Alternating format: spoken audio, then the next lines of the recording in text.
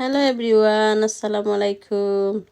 আপনারা যে যেখানে আছেন আশা করি ভালো আছেন। আমি আলহামদুলিল্লাহ আপনার দোয়ায় ভালো আছি।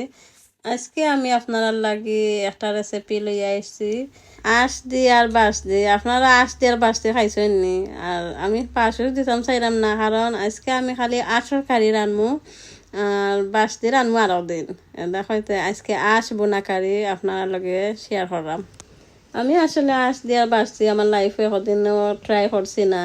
তো একদিন আমি যে রেসিপি বানাই আসছি আর বাঁচতি আপনার লগে ট্রাই হবো ইনশাল্লাহ। তার আজকে খালি আসতে কিলাও কাকিলা বোনা করলাম আমি, দেখাই তো পয়লা মশলা টশলা দিয়া আঁশের সামনে সারিয়া এখন আঁশে কত সময় খসাইমু, খসাইয়া তো গিয়া আমি কত সময় গুড়িয়াতে রাখলাম।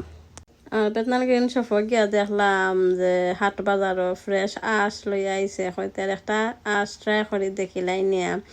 কতদিনের মাঝে লন্ডনে আঁশ ট্রাই করছি না বুঝছেনি, তো হয়তো আপনার লগে তোটা শেয়ার করি। তো দেখতে পারলাম মশলা টশলা দিয়া আমি খসাইলাম বালা ঠিকই।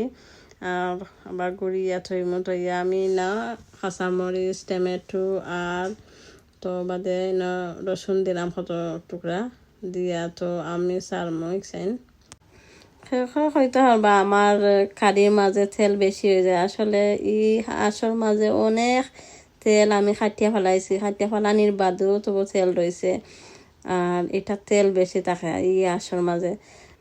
এখন আমি আস্তে আস্তে বাকর পাতা ছিটাইয়া দিলাইলাম, দিয়ে আমার কারি রেডি এগুলো কিলাহান হইলো আমার কারির লুক আপনারা কমেন্টের মাধ্যমে জানাইবা।